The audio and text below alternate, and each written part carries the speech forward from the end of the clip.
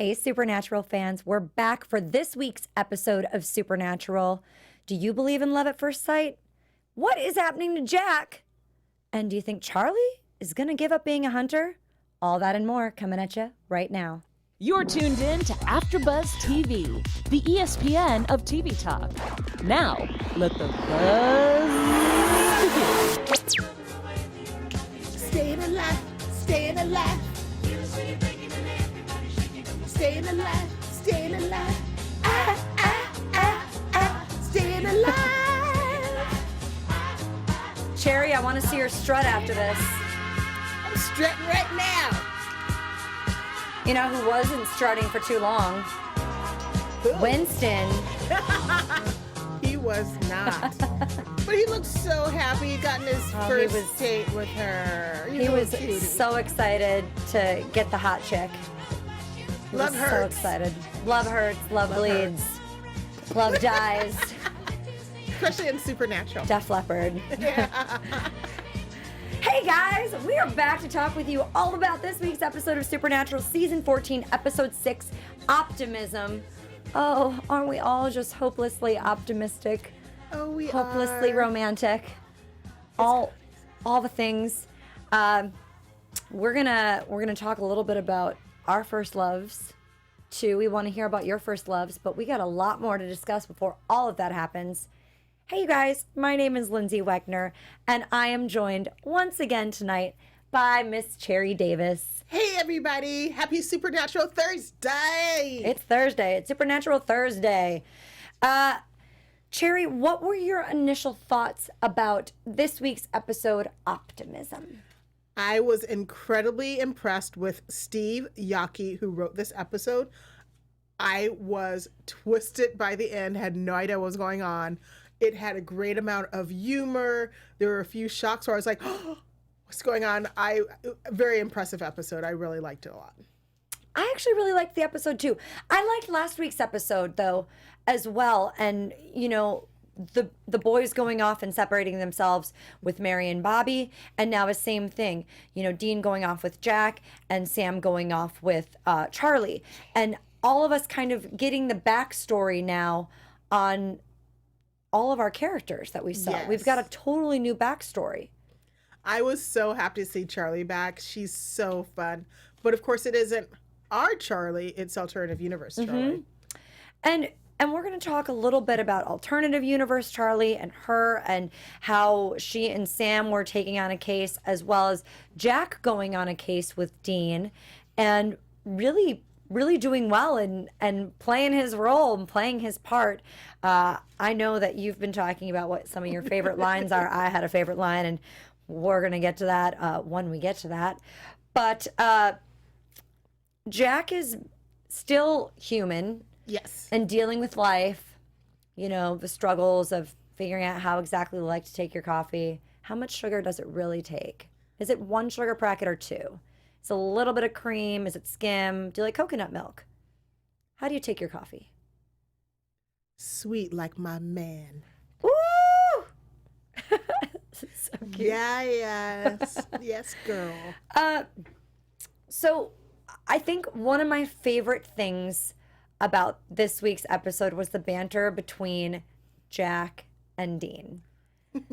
I mean, Dean is playing dad to Jack, or I guess older, gross, older, cool, like gross brother. Like he's got to show him the lay of the land. Where I feel like Sam would impart wisdom so much differently than Dean would, which is what makes it amazing. The funny part is, who would you rather get the sex talk from? Dean. Sam would be more fun. You think Sam would be more fun? No, I feel like Dean's going to be like, well, Dean's just going to be gruff about it. But I don't know. Sam, I feel like, is going to get nervous and shy about it and not want to talk about it. But he'd be so sweet. And Jack is really sweet. I don't think Jack would do well with the nitty gritty. This is the man bit. This is a female bit. Or if you like man and men, or women and women, or transgender.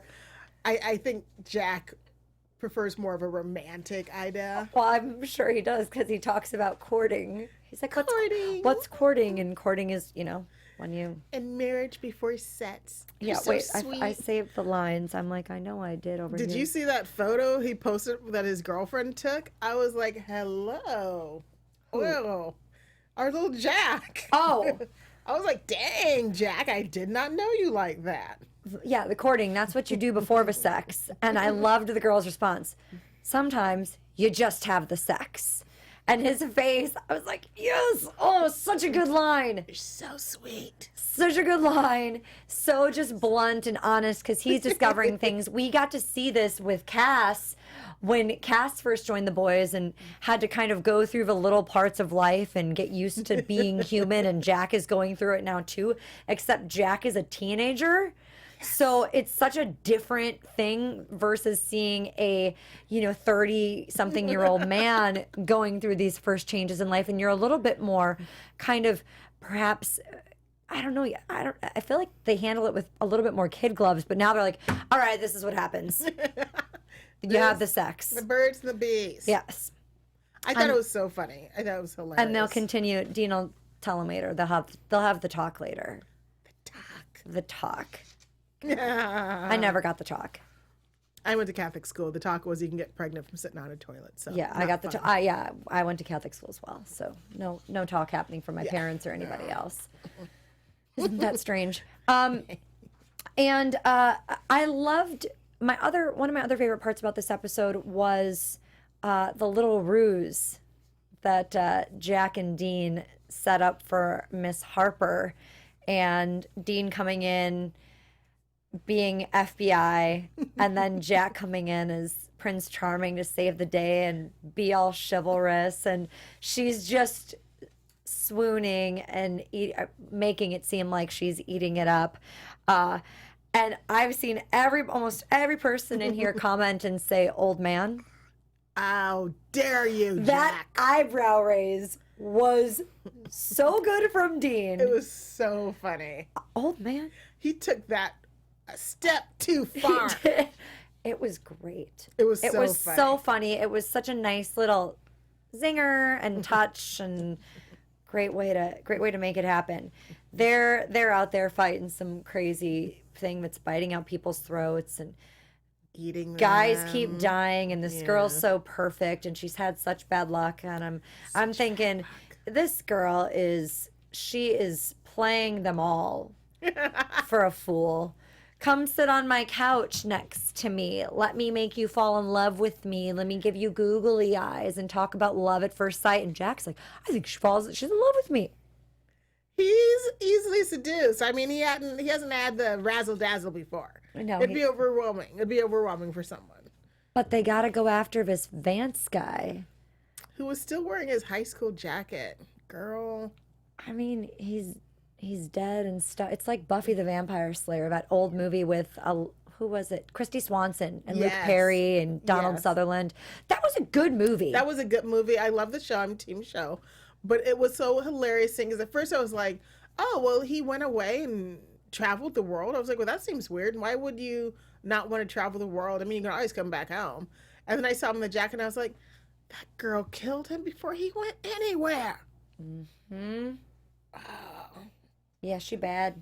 She's bad. She's a necromancer. Not about kissing the dead. I'm sorry. Yeah. I want a boyfriend or a date for New Year's Eve, but not a walking zombie dead guy. But I'm gonna have to this is their so like bad. gross little game that they play. It was a very violent, gross game. I mean, it's a good story idea. It's interesting, and I loved that she was the perfect age for Jack to be into and like books and learning about it and their cute little romance and stuff. I mean, as far as we know, well, we do know Harper's still out there. And she's decided she's going to have Jack as her own. So Yeah. she's going to kill Jack and then bring him back to life. So he'll be the perfect boyfriend. I mean, it's She doesn't seem to understand you can't have a baby with a zombie, though. that's And she's the last one of her family. yeah, she's the last one of the generations. So, I mean, it's creepy. Let's hope Michael doesn't get his hands on her and she might be helpful, but she's still human. She's still human, Michael's not about the humans. Something, but if it's gonna hurt The Sam hunters, and Dean, maybe, and lure them in even more. Although I think Jack, they're all on to her. I thought with the logo when the episode opened, with them showing the wings and everything, I honestly thought Jack was going to miraculously get his grace back. That's what I thought. I was like, oh, Jack's back as an angel. There's an angel. No. And then I was like, Didn't I have happen. no idea what's going on. Why do they have the angel wings? I'm confused. I'm always confused. But Dean is proud of Jack. Yes. He did a really good job as a hunter that is human. He didn't crawl crying. He didn't freak out. He did what he was supposed to. He remembered to lock the door. He handled the situation well when things came up. He was fast on his feet to figure out how to fix the problem, and that's exactly what Dean said he needed to do. Yes. Once again, the juxtaposition between the two of them. You can't beat yourself up over messing things up. Jack feels guilty about Michael, knowing that he could have killed Michael, and Dean feels guilty for accepting Michael in. And we don't know if Michael still is in Dean right now. We talked about this in the other last week's episode. We talked about how could Michael still be taking over Dean's body, and Dean is somehow just holding it off just enough, and not being overpowered. We don't know what's going on. I felt like it was way too soon for Michael to be gone out of Dean, because that happened in episode 2 or 3. Yes. It just happened way too quickly for it to really be gone. But Michael has to be doing something, because if these demons and monsters are getting 2.0'd, he has to have something. Or maybe he has like a second in command. But I don't think he likes to delegate. Well, what do you think is going? I mean, we're seeing Jack's coughing up blood. This has been going on now for a couple weeks. What's going on here? I think an angel isn't supposed to be human, and his body can't take. Is rejecting? Yes. And I wonder if maybe Castiel can cure him now that they know he's ill.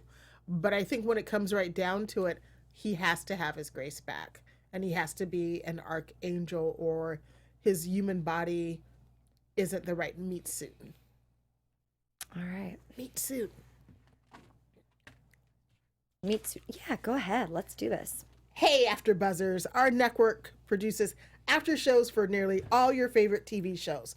From dramas, reality TV, sci-fi, and more, there is no network that works harder to serve television fans.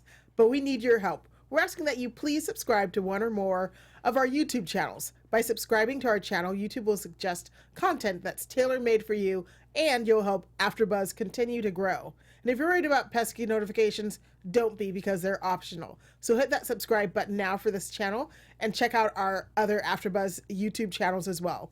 Let us know, and we will give you a shout out in the comments.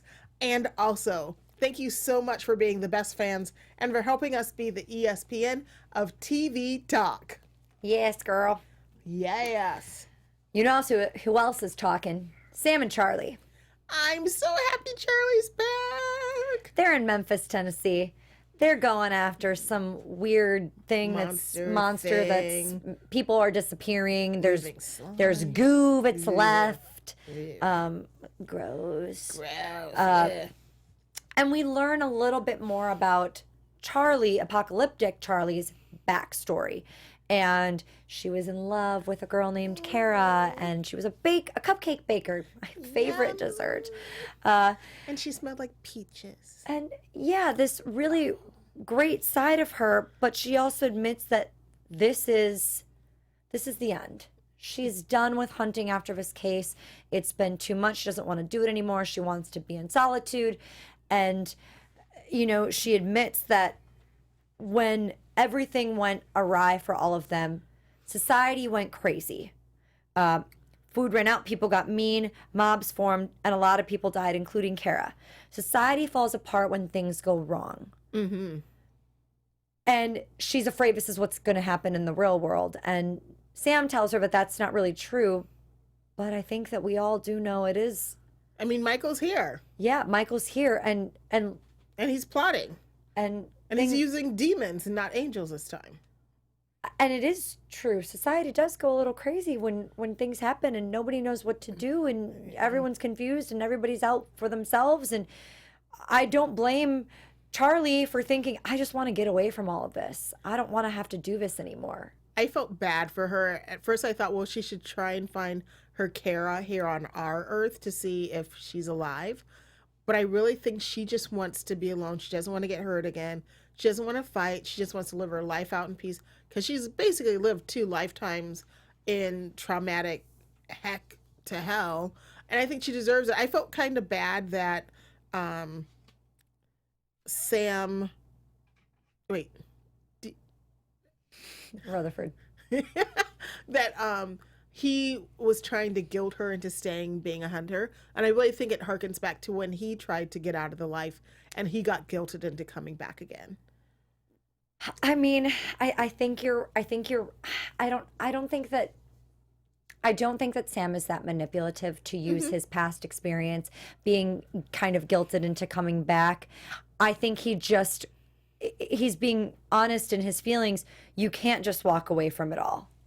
And you do need people and you do need contact. And Charlie was definitely, even old Charlie was still kind of head in the books, focused on things, a little bit more of a loner. So that's not too far off, but I do think that you still do need people. And I think that this other Charlie is just kind of over it, wants to be done with it. But I think that she can, realize, okay, there is good in the world and running away from it isn't going to make it any better. You got to face it. That is true. But she's given a lot. I mean, the Winchesters have given a lot as well. And sometimes you just want to step away. And I think she needs to step away and have a moment to breathe.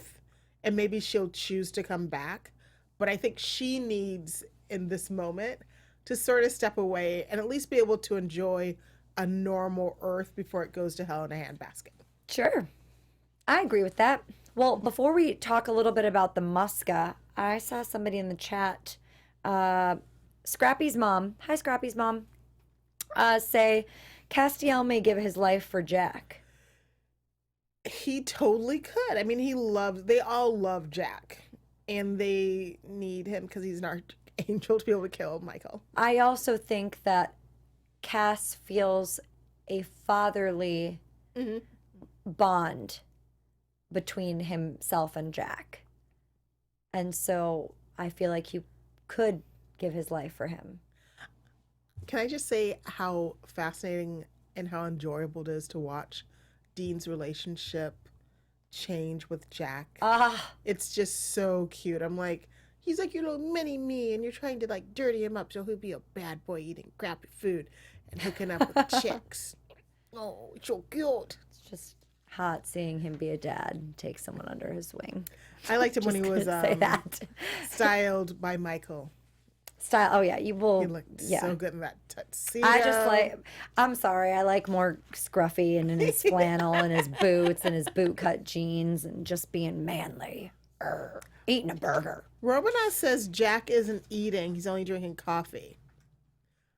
Maybe he has an ulcer. That's what they're doing. They're writing Jack to have an ulcer. You know what? Rowena, you figured it out for us. I had an ulcer when I was a kid, and you think you're dying because like it hurts and everything, and I didn't tell anybody, and I'm thinking, you know what? He is drinking a lot of coffee, and he's drinking it with a lot of sugar and stuff. That can't be healthy for someone that's not used to eating and drinking. It can't be. If he has an ulcer, that would be funny. Oh my gosh. Real life. This is real life. What happens in Supernatural. So Sam and Charlie are going after, they find out what's called a Musca. It's apparently nesting and living off of people.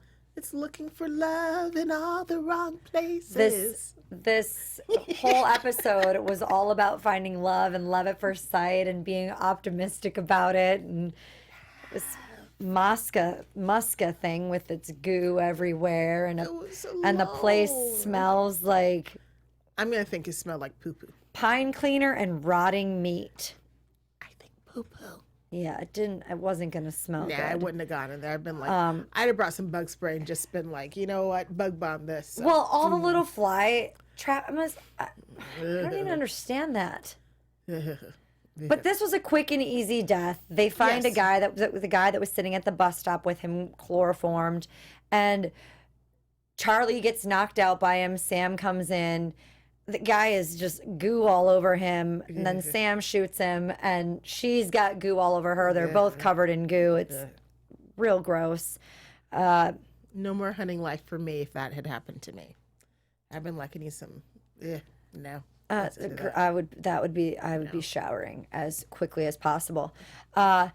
And Sam tells Charlie the Musca should have stayed with his family. Yes, I heard him do that. It's a little. I see what you're doing. Yeah, I see what you're. We all say. I wrote. Charlie understands what he's doing. Charlie wasn't looking for love. She found it and lost it. And Sam saying we help people in hopes that they help people, and then it kind of continues on. And this is what you're meant to do. And she does say she's going to rethink it. She does, but I think she just needs a little bit of time away from all that. I think she needs a reset. I think take your break. Go read a great book. Consume yourself with that and hot cocoa and the mountains and go to Chicago and see if Kara's in our Chicago. Eat some cupcakes and just do your thing. Do whatever makes you happy. But we see the fly people removing this body because they normally are not violent creatures. They mind their business. They're just chilling. Doing fly stuff like a fly guy, and they came and got him because he stepped away from everyone else. But they were still bringing him bodies. I thought they were taking his body away. They took his body away, yes, but think about the guy on the bench. That wasn't we don't know if that was the main Musca or because unless all of them look like that under the little netting. Oh, they all do look like that? Yeah, they all look like that, yeah. Okay, so this was just the one. Okay, sorry. He was just by himself, and the other ones came and got him because he rejected them. Mm-hmm. Okay.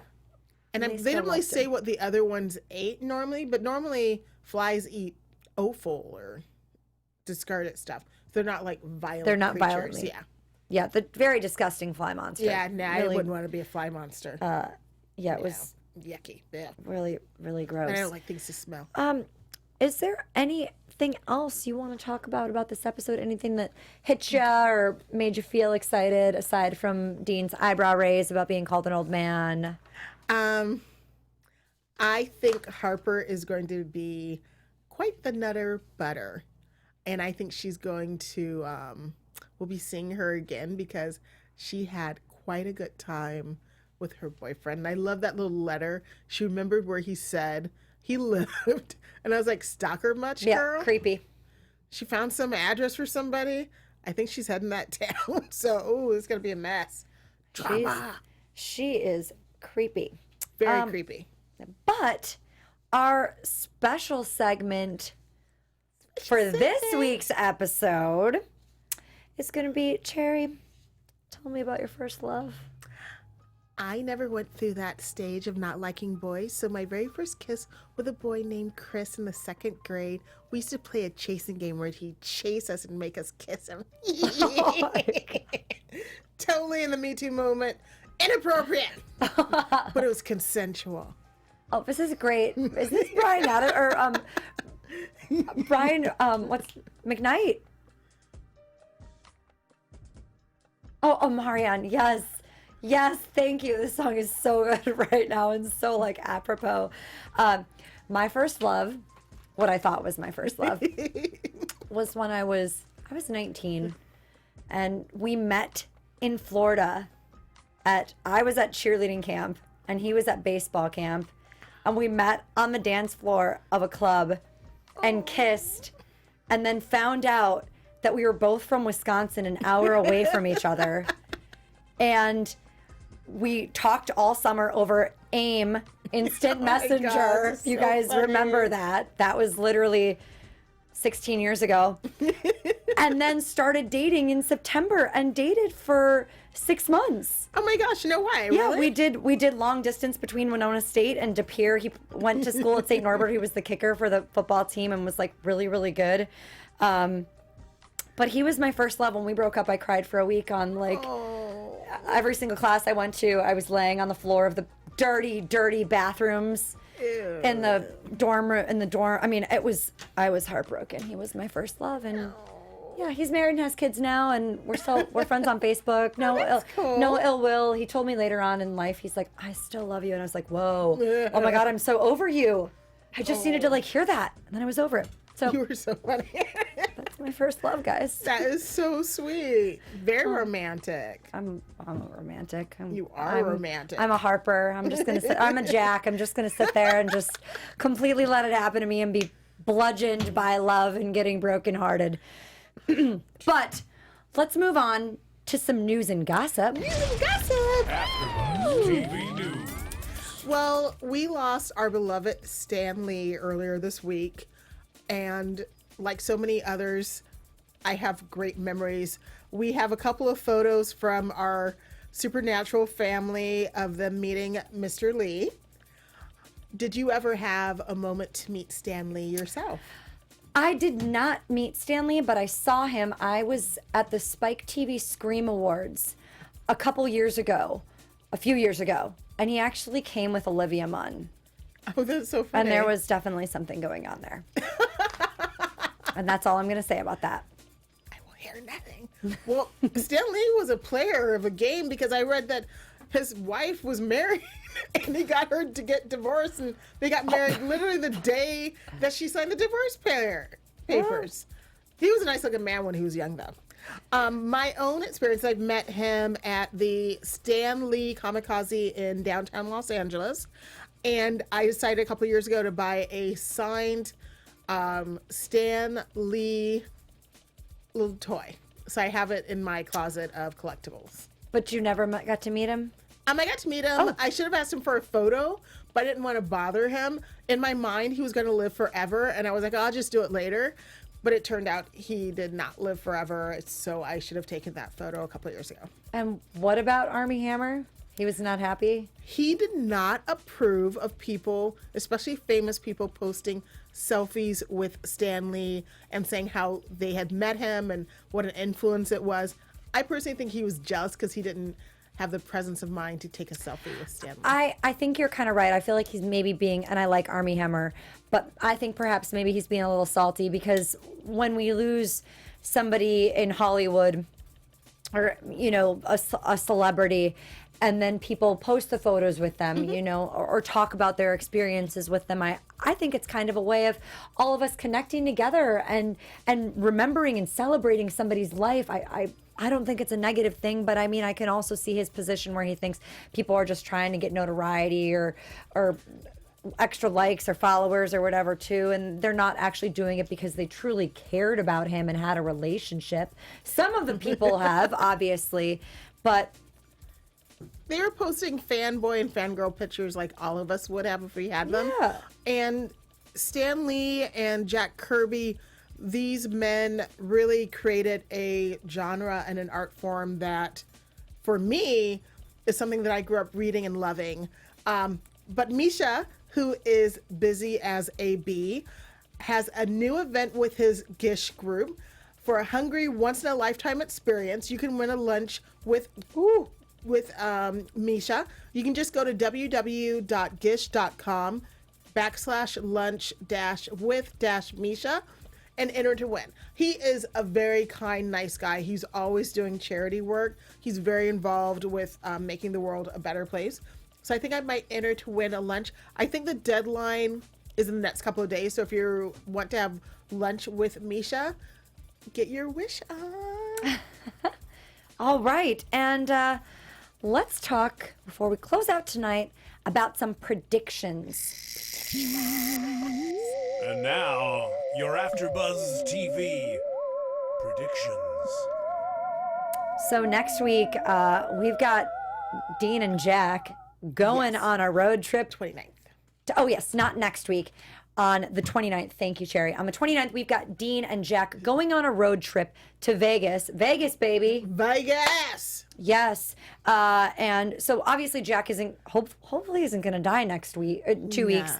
I think he's going to be around for a little while. And I agree. Live your life. If you know it's going to be ending, do all the things, hit the bucket list, do Yes. everything you can to like live it to the fullest. And going with our boy means there will be women, wine, and song. Cannot wait to see it happen. It'll And be a that also blast. means we saw a little Rowena sighting because they're trying to see if Rowena can possibly come up with a spell to figure out what's going on with him, help him, something like that. Get his Any- grace back. Yeah, get his grace back. We got to figure out how to get his grace back. Do you have Yes. any predictions about, aside from wine, women, and I personally things? think that the angel wings at the beginning when they did the sign on the episode is a sign that an angel is coming back, and I think it's going to be Jack. I think his grace is going to come, and I think maybe not next weekend, but in the next couple of episodes, I think he's going to get his grace back, even if it means he has to go up to heaven to get a recharge or something. I Because like we it. love Jack. We love Our Jack. boys love Jack. We got to keep him around. He's got to stay under their wings, just a Wings. little bit longer. I also want to let you guys know that we will have the fabulous Ruth Connell, Rowena, in the studio with us in 2 weeks for that episode on the 29th. So make sure to join us because she is incredible. If you guys have been watching the last few seasons and we've had her in, she is literally a joy and so sweet. And I can't wait for She's a you to meet her. delight. Have you met her? Yes. Okay. Yes. She's so funny. She's a delight. She's going to join us here in 2 weeks on the 29th since we have off next week for Thanksgiving. Everybody eat all the food, do all the things, have all the fun. Yes. My name is Lyndsey Wegner. You guys can tweet me or find me on social media at Lyndsey Wegner. That's LYNDSEYWEGNER. Cherry, where can everyone find you? You can find me cherry_LA on Twitter and Instagram, and of course on AfterBuzz TV Tuesday nights for The Rookie and Sunday nights for Midnight Texas. And you guys enjoy your week off next week. Thank you so much for your patience with us with the fires and the mass shooting and having to do 2 episodes. We appreciate you guys so much. Thank you for tweeting us and talking to us in the live chat. We will see you in 2 weeks on the 29th with Miss Ruth Connell. Thank you. Our founder, Kevin Undergaro, Phil Svitek, and me, Maria Menounos, would like to thank you for tuning in to AfterBuzz TV. Remember, we're not just the first, we're the biggest in the world, and we're the only destination for all your favorite TV shows. Whatever you crave, we've got it. So go to AfterBuzzTV.com and check out our lineup. Buzz you later. The views expressed herein are those of the hosts only and do not necessarily reflect the views of AfterBuzz TV or its owners or principals.